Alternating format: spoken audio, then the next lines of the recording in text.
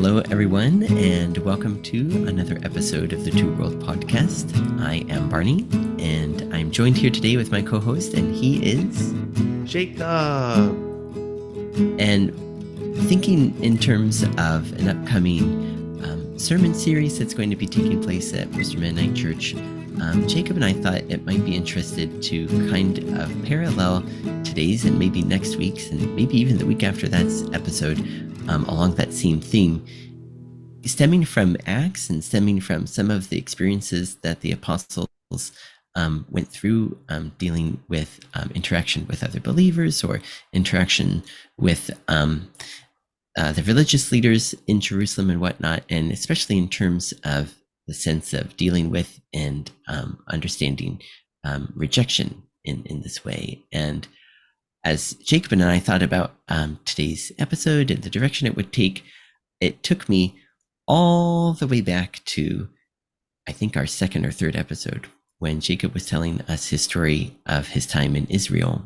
And there was just one kind of like aside or one little tiny story that Jacob mentioned. And I always wanted to ask more about it, but I never did. And I think, Jacob, you were telling us about a time when you were with some of the people from your program where you were studying, and you were meeting with Jewish people in maybe someone's home, I forget. And they said to you, "Oh, your name's Jacob," and they thought maybe you were Jewish. And somehow your discussion hinged on one of the Psalms, I think.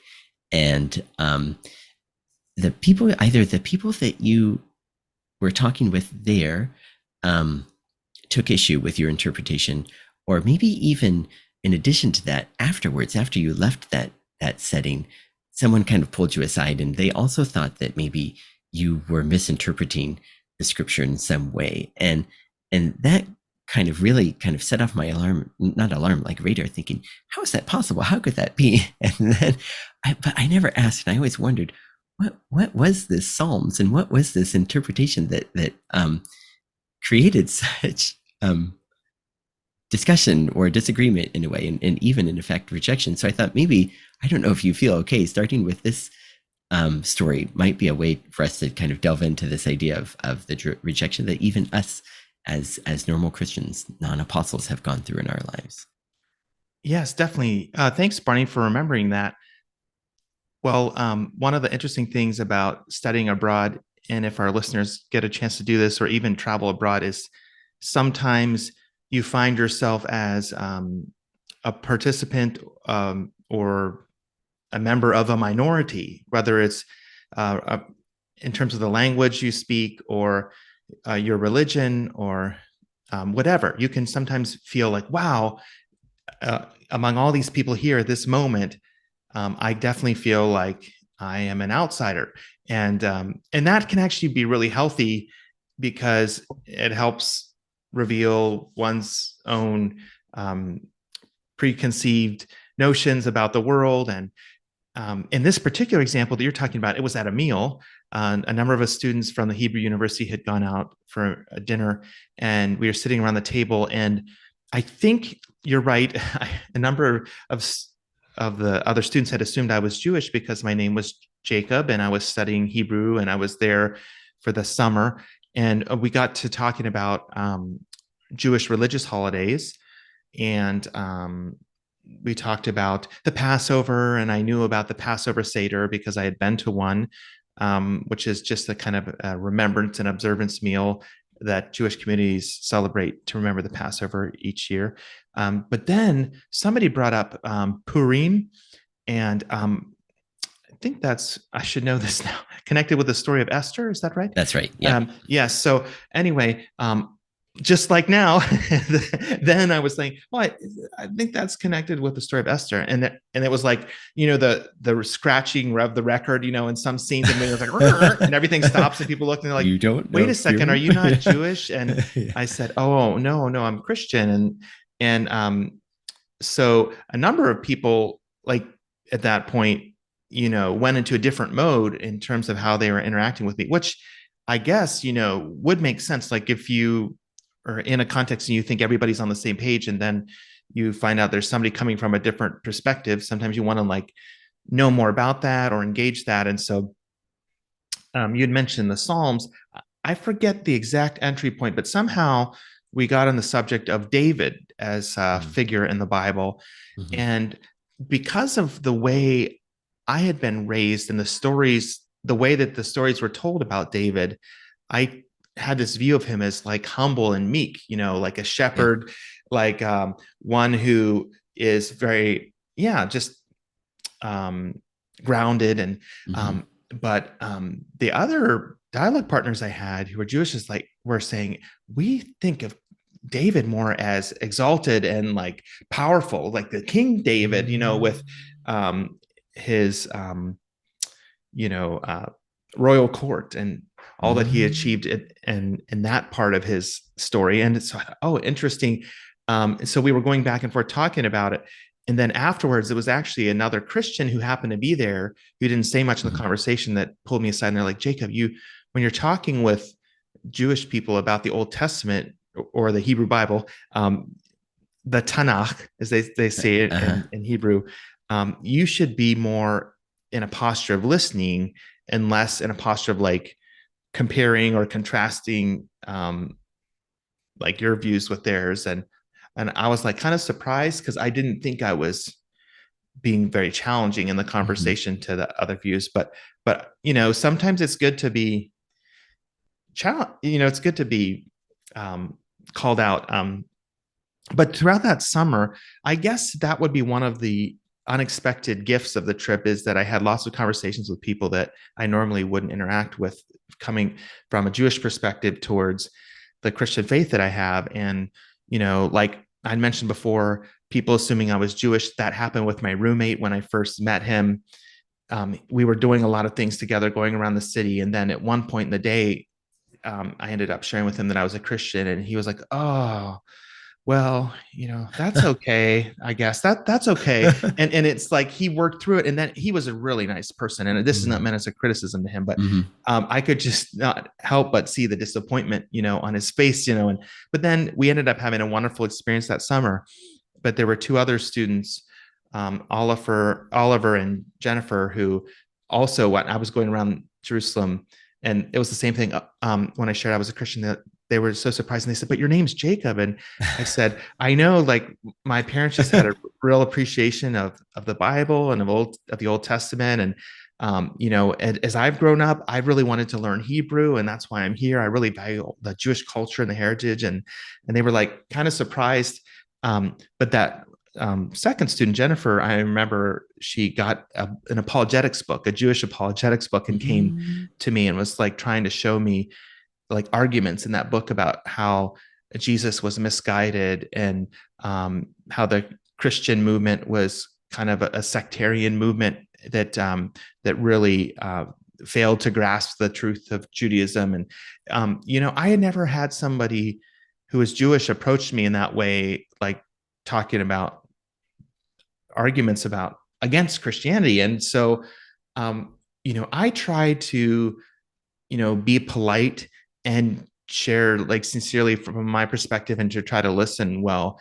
But you can, when you have enough of those conversations, um, you can start to feel a little bit of a sense of like displacement, maybe is the Mm-hmm. word. I don't know. Maybe rejection feels a little too harsh, but like, because I had a number of those conversations then, going forward in the summer. I met a group from France, and one of the other students from that group, um, who was also Jewish, spent a lot of time talking with me.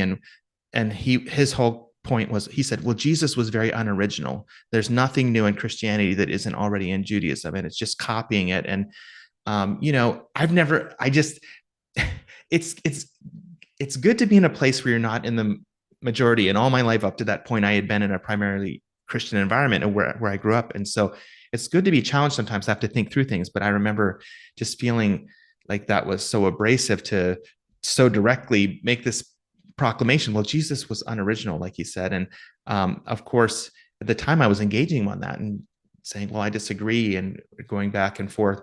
But I got to thinking about it, and I look back on that trip, and I look back on those people, actually with a lot of appreciation. Like, I really value that time, but I think I had to deal with some things when I got home. I think like it had a little bit of a impact on me, like all the criticism and the scrutiny. And when I came home, the first week I was home, I was really cranky. And I remember my mom said, "Boy, Jacob, it's like you have a chip on your shoulder." And I think part of that was reentry into like my home culture after being abroad and having this really deep, immersive experience in another culture, and then coming back and not being able to really share in that with anybody because the people at home hadn't had that same experience, and like picking up with life as usual after having this.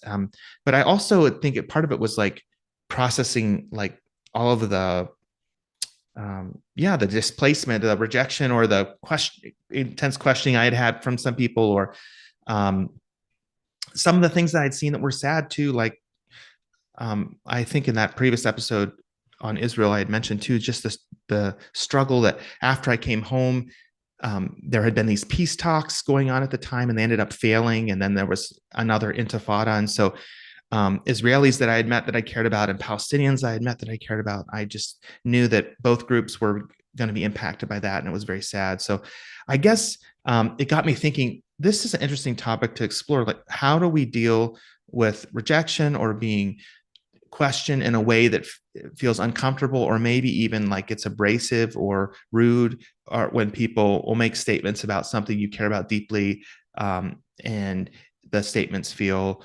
judgmental, or they feel pointed. Like, how do we respond? So thank you for asking about it, and I hope maybe as I'm talking about it, you see that I was aware that I was young and growing, and probably made mistakes in conversations, but also like in responding to others, that I wanted to work through it and not hold on to bitterness or view them negatively, but like to just understand where people are coming from, and to grow as a person in light of that.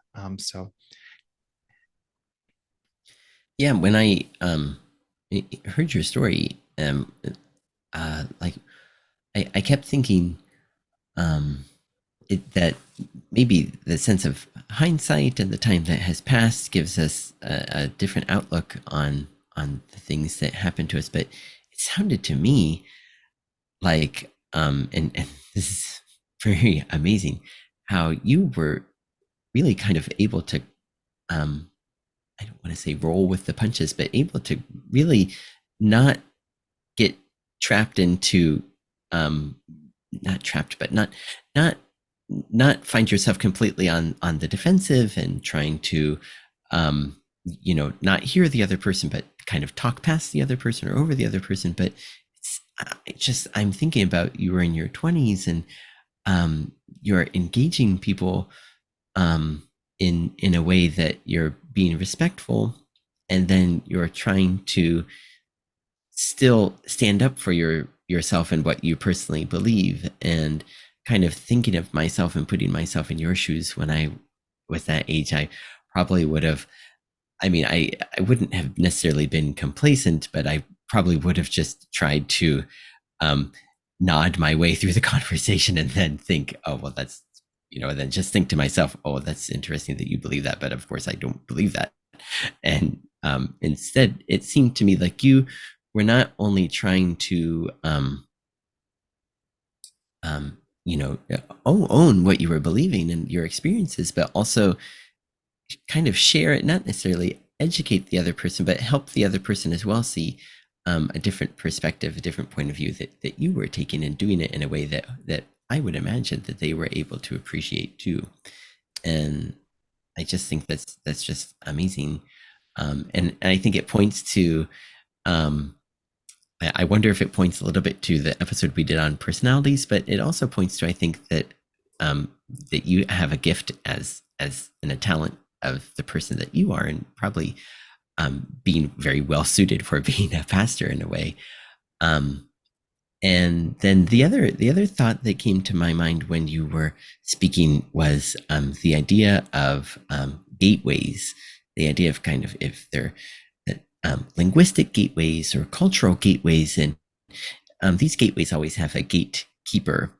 There's either, like in terms of linguistics, there's, if you hear people in a second language of yours speaking slang, of course, you can't enter into that gateway because you don't have the same context that they have to understand the slang that they're using.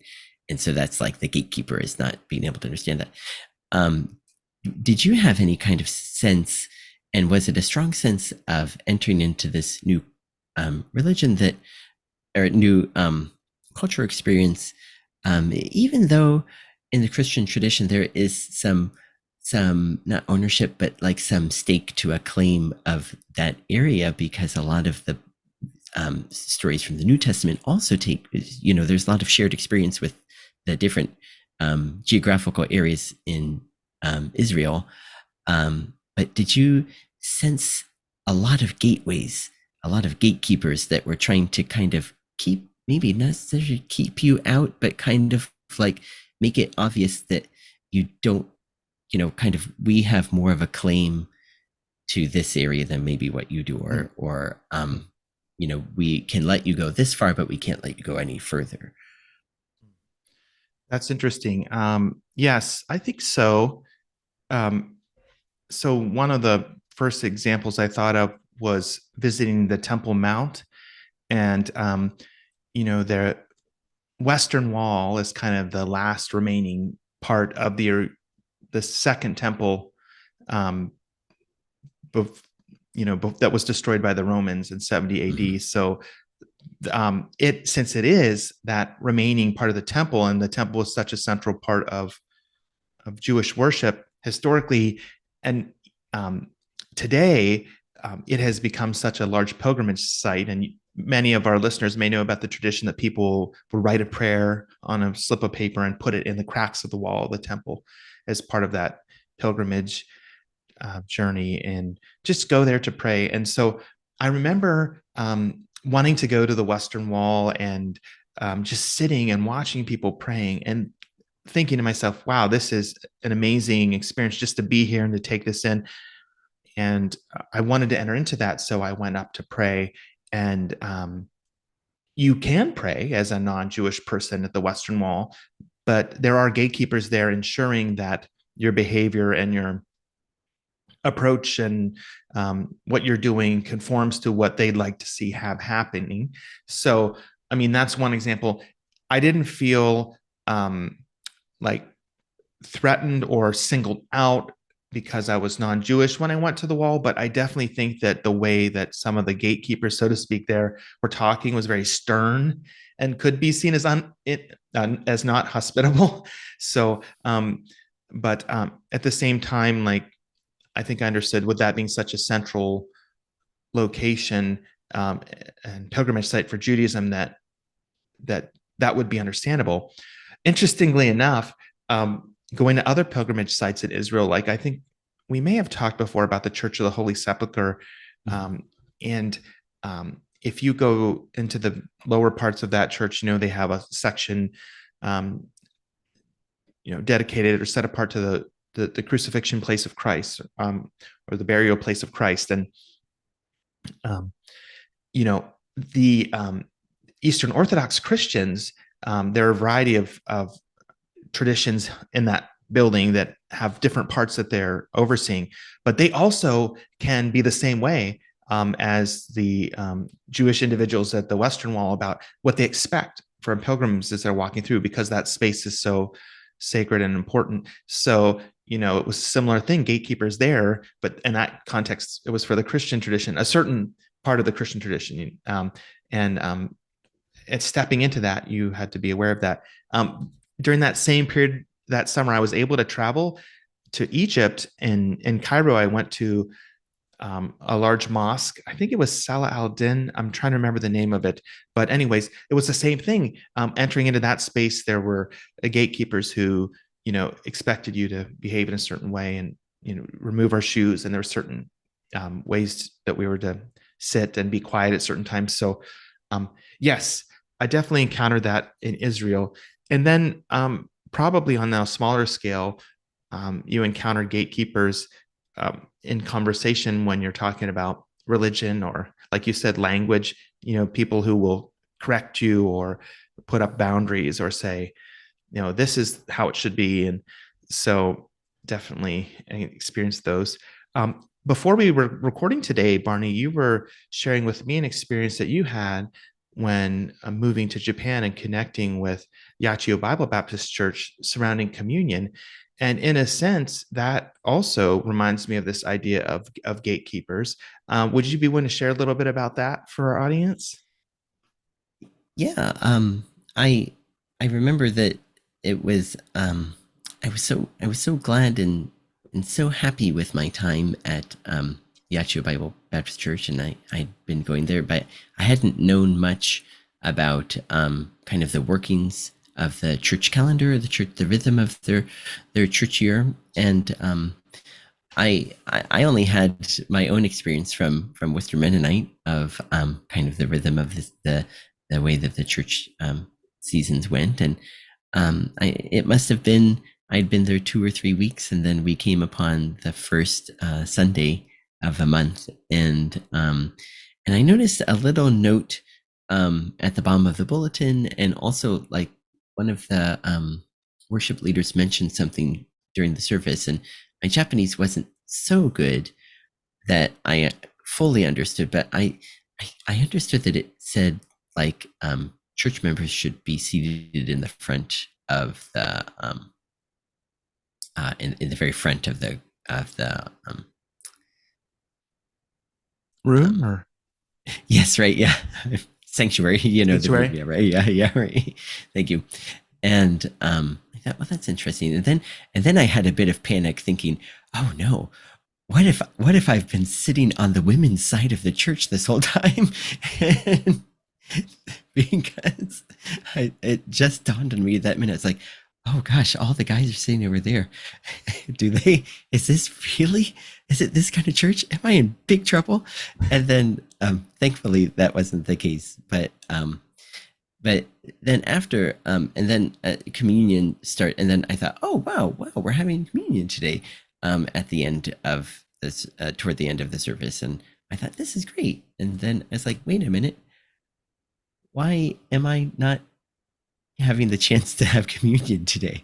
Because again, I was used to at Worcester Mennonite, where kind of the the idea that I had experienced at Worcester Mennonite was, if you feel in your heart that you are ready, I mean, if you've been baptized, and if you feel at that moment that you're in your heart ready to commune through communion, then you're welcome to partake with everyone else. And so I thought that's really strange, because I wasn't aware that some churches had the notion of closed communion. And then it was nice that afterward, Kimiaki Sensei talked with me at church and kind of explained that this is kind of the Baptist idea. And I said, well, it is nice just to experience communion, trying to help him to save face.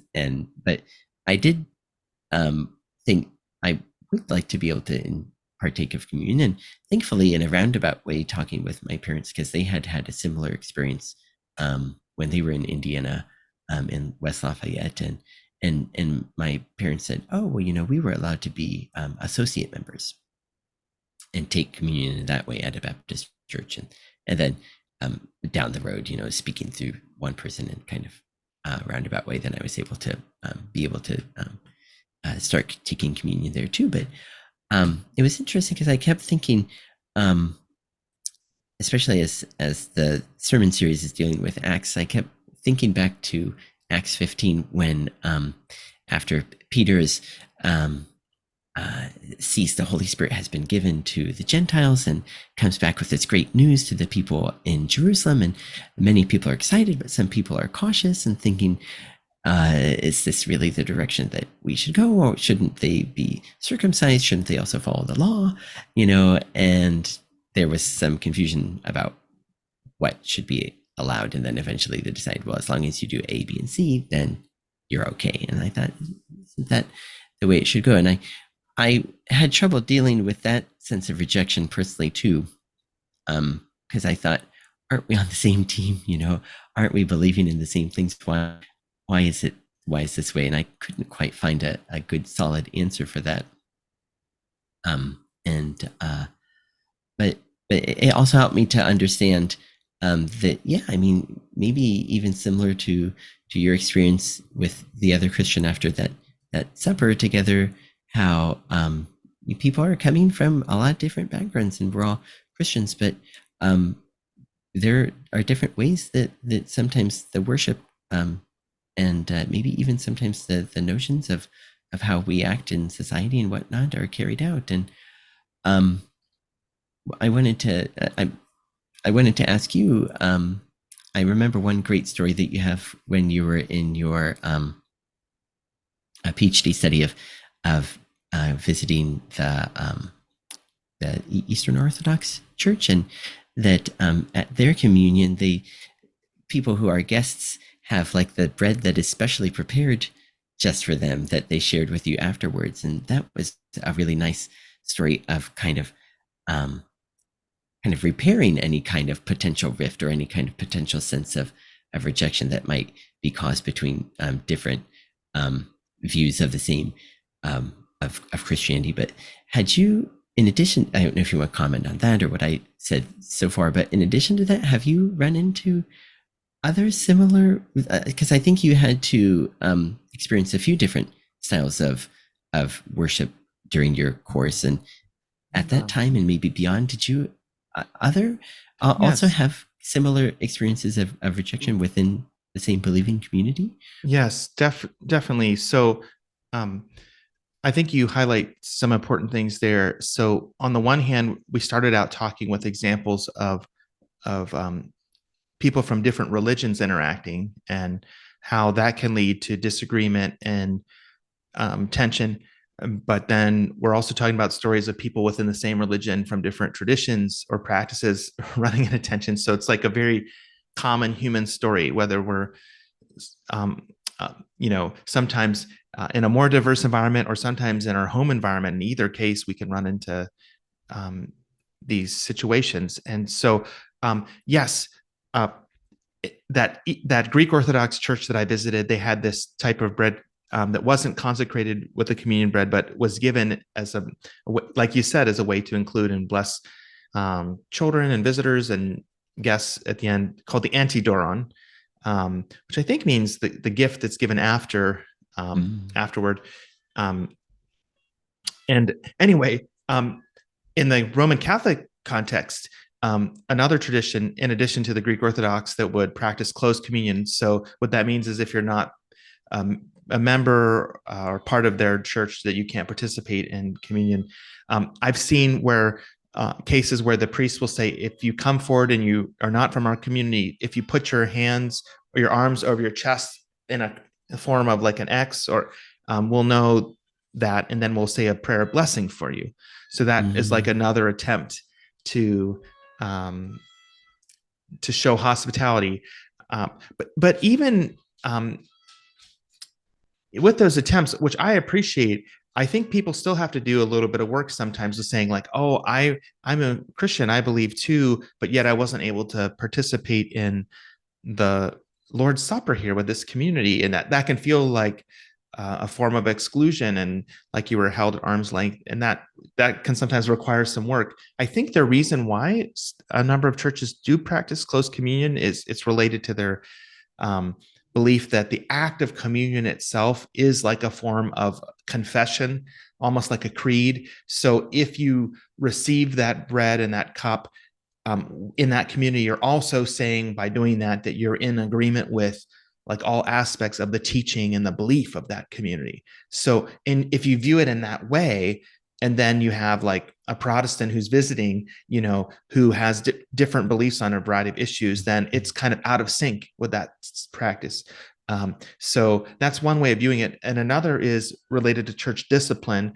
Like when Mm. there is a practice of close communion, there's more of a sense of I don't know if you want to say like an accountability structure with how the person is in relationship to that church body. So are they in good standing or not? Because if not, you can't receive communion. So can become a part of church discipline. But I've always appreciated more like the practice of open communion, following the metaphor of like the Lord's table. It transcends like unique Christian bodies and is something that Jesus offers to any person who believes in Jesus. So kind of as a sign of unity that overcomes our differences instead of like as a confession Mm-hmm. expressing our particular beliefs, if that makes sense. Like it's a different Mm-hmm. metaphor or a different way of looking at it.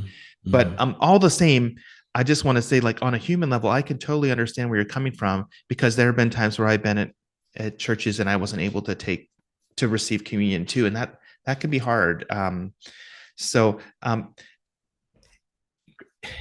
I guess maybe where I would go with that too is like when you feel rejected, how do you let go of any bitterness Mm-hmm. related to that? How do you move forward without having a bad taste in your mouth? Or if you do have a bad taste in your mouth, so to speak, like how do you move forward in a way that you don't look at that community or those people in a negative light in the long run? Like how do you to be healthy?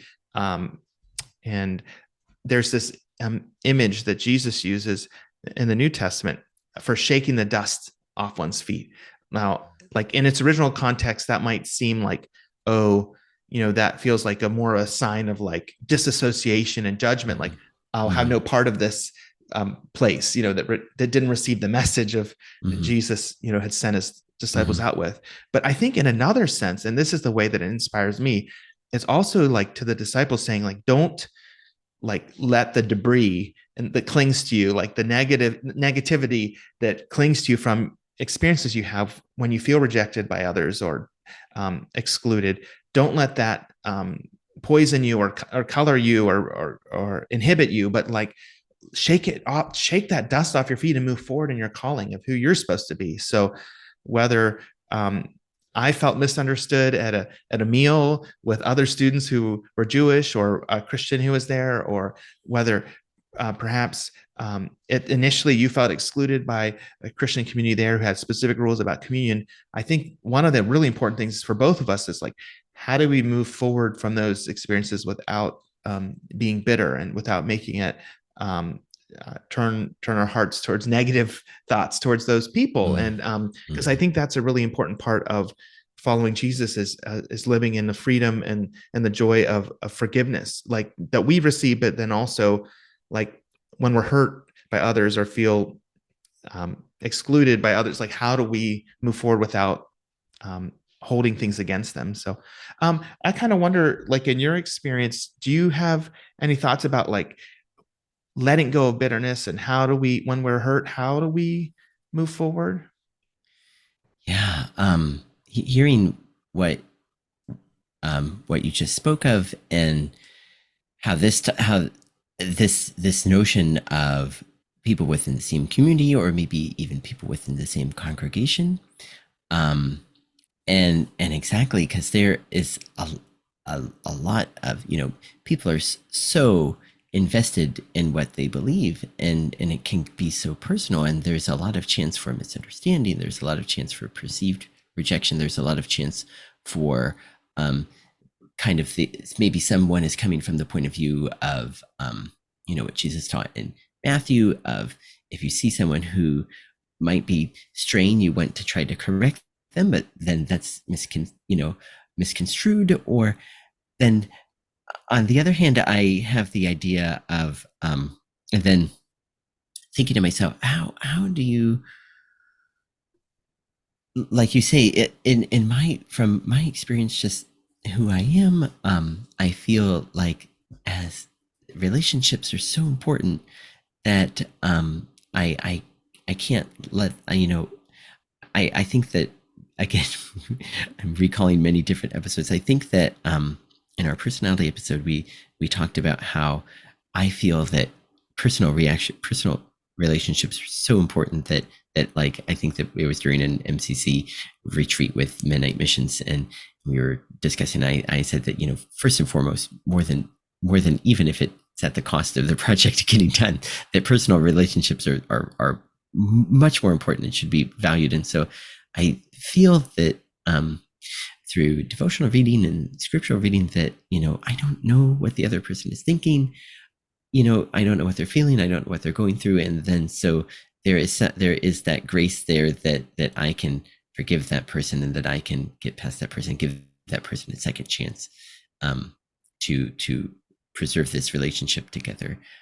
And on the other hand, I think about, again, Acts, and I think sometimes in the case of Paul and Barnabas, when they had that, really heated and pointed disagreement over Mark, and it ended up being beneficial, but we know that Paul and Barnabas still talked to each other in the end, even though this really heated discussion at the moment led to Paul and Silas going one way and Barnabas and Mark going the other way, and strengthening the church throughout Asia and Greece at that time.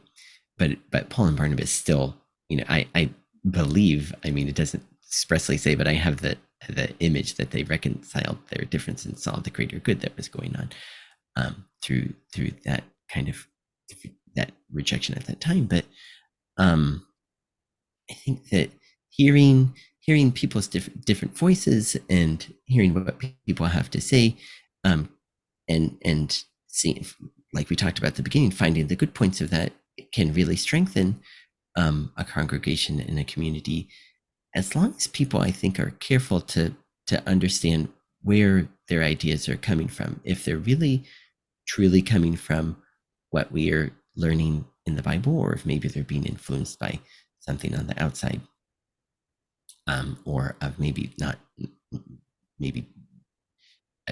slightly different interpretation that may or may not be the right path to go, the right guiding, what's intended, to understand. And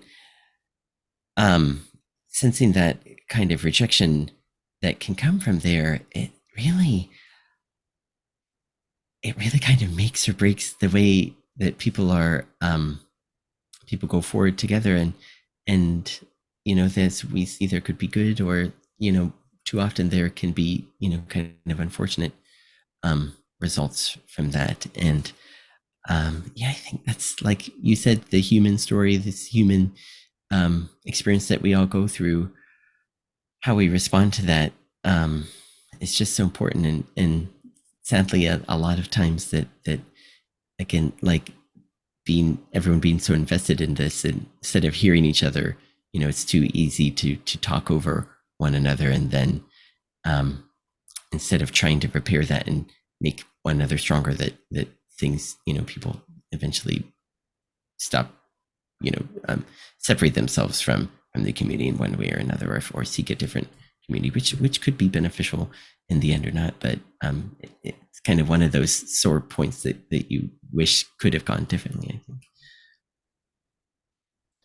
Yeah, thank you so much for sharing that, Barney. I really like what you were saying there. It kind of is a more nuanced understanding about like health in a community and in our relationships with other people, and like what our motivations are in sharing our beliefs, and really understanding where they come from. And from a Christian point of view, continuing to be grounded in Jesus and in our personal life, and how we treat others and interact with others is so important. So like what you were saying there, I think is really helpful, realizing that it's important to spend time caring about the health of our relationships with others, how we communicate with them, and to really be grounded and understand where we're coming from, where they're coming from, and trying hard to navigate that with grace. So thank you for sharing that. And I'm really looking forward to the next installment of our series here on responding to rejection and challenge and displacement. And so thank you for doing this with me, and I'll give it to you then to close this.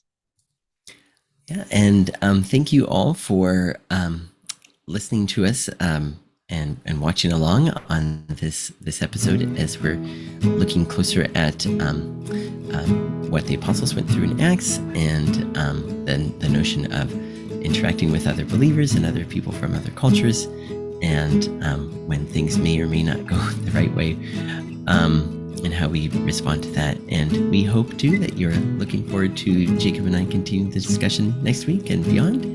And as always, we thank you for listening, and thank you for tuning in with us, and we'll see you again next time.